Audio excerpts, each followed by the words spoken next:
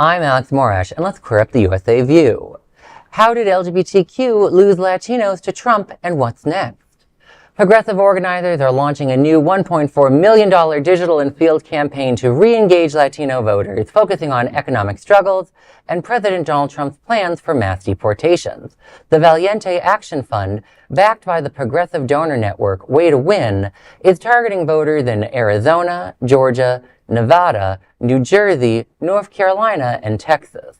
The campaign aims to highlight how Trump's economic promises have fallen short while warning that his immigration tactics have grown more extreme.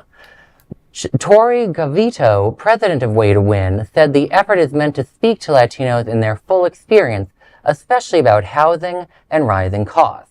In New Jersey, ads link Trump's endorsement of Republican Jack Ciattarelli, sometimes called Cheeto in the news, to anti-immigrant policies, while in Nevada, organizers are targeting GOP Governor Joe Lombardo over his record on tenant protections.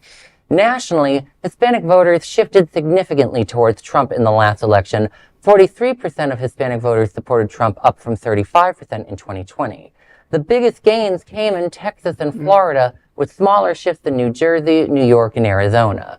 The question remains, can this new campaign truly win Latino voters back? Well, I do want to remind people that, I did double check exit polls, and Harris, I think I got 60% roughly of the Latino vote, so I wouldn't call that a loss, just so that people know. And too often, when I see these groups, and LGBTQ media loves to do the insert random ethnic group or marginalized group and how they allegedly are homophobic. And I always have to remind people, just so y'all know, the first governor in America to ever support marriage equality was a black man. The first president to ever support marriage equality was a black man. For every marginalized elected official you find that's allegedly homophobic, there's 20 homophobes. So that don't know, Mike Pence is white.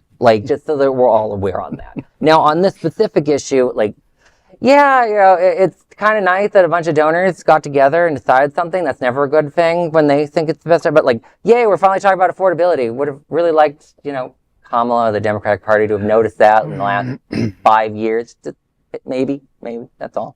Well, yes, it's the people in the background who are now preparing these candidates to go out and talk to the right people. We saw that with Hillary Clinton, right? We saw that.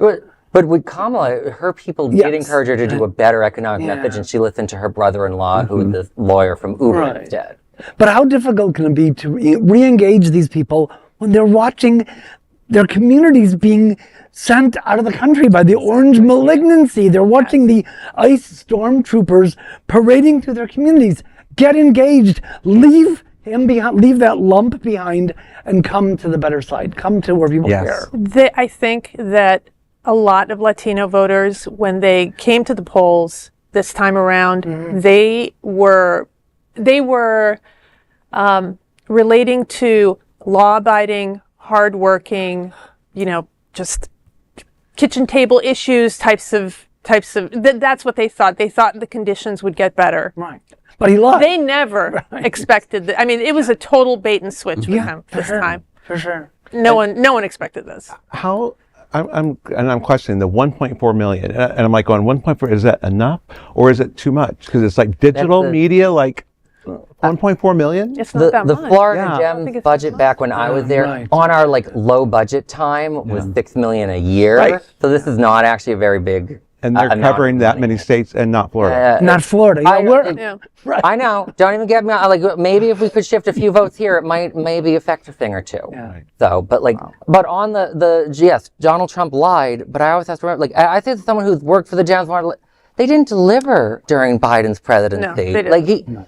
I always try to explain to show one thing that you've done to make everyone's life better, and you'll do so much better. And you look at guys like Mondani, he's talking about free buses. Is that going to be life changing? No, but it's going to be cheaper to get to work, and people like stuff like that. Better, of course. They like better. Yeah. I just think both parties are completely disconnected. Yeah. Oh, absolutely. Completely. Well, and what's going on in Jersey is scary. Not only with the candidate that we're talking about, Ciattarelli. I have no idea how to say But having come from the Garden State, New Jersey, there is a large Latino voting base there, and then he's also extremely homophobic as well. Yeah. So, I wish them well in that election. Mickey Sherrill is certainly much more open-minded, and hopefully she'll be elected. Well, there is no other queer nonprofit media platform like this in the entire world. Support our LGBTQ stories, sharing them, and subscribing to Queer News Tonight.